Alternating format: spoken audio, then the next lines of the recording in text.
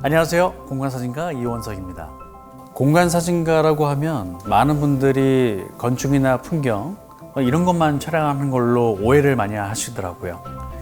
하지만 건축 및 인물 이런 다양한 공간, 평범해 보이지만 이런 작은 공간도 저만의 시선으로 아름답게 표현을 합니다. 관점을 공간에 놓고 사진을 시작하면서 보다 넓은 시선에서 세상을 아름답게 바라볼 수 있었던 것 같습니다. 공간에 담긴 다양한 요소, 빛과 그림자, 그리고 시간의 흐름까지. 그래서 공간사진가로 불리는 것을 좋아합니다. 저는 어렸을 때 호기심이 좀 많았고요. 상상력도 좀 풍부해서 아마 그게 시작이 아니었나 생각이 됩니다. 사진을 시작하기 전에 저는 미술을 정말 좋아했어요. 바람과 달리 부모님 반대도 좀 있었고요. 뒤늦게나마 빛으로 그림을 그린다는 생각에 사진을 전문적으로 시작했습니다. 오히려 제가 하고 싶었던 사진을 하니까 일반적인 상식에 얽매이지 않고 제 자신만의 철학으로 자유롭게 작업을 할 수 있었던 것 같습니다.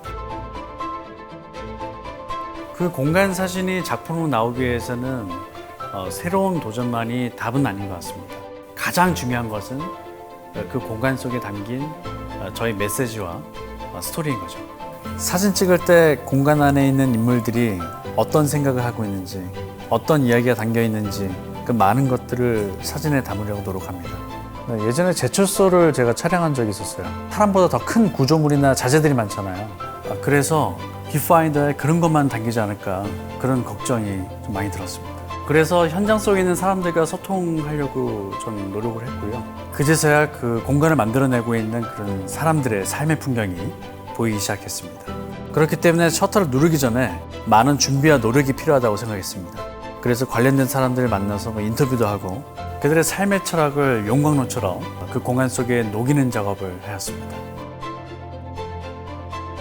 아사히 슈퍼드라이 맥주가 탄생하기 전에 5,000명이 넘는 사람들이 고객의 원하는 맥주 맛이 어떨지에 대한 설문을 했다고 들었습니다.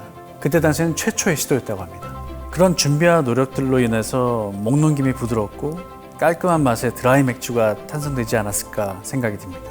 고퀄리티 작업을 위해서 고객의 변화하는 요구사항을 생각하고 새로운 가설을 세워서 준비하고 노력하는 모습들은 아사히와 제가 많이 닮아 있는 것 같습니다. 작품 활동하다 보면 답을 못 찾을 때가 많이 있습니다. 물론 명쾌한 해답을 얻지 못할 때도 많아요. 하지만 끊임없이 질문을 하다 보면 그 질문의 흔적이 결국은 작품에 고스란히 반영되어 만족스러운 결과물이 나올 때가 있습니다. 앞으로 초심을 잃지 않고 끊임없이 노력하며 새로운 것을 만들어내는 그런 작가로 기억되고 싶습니다.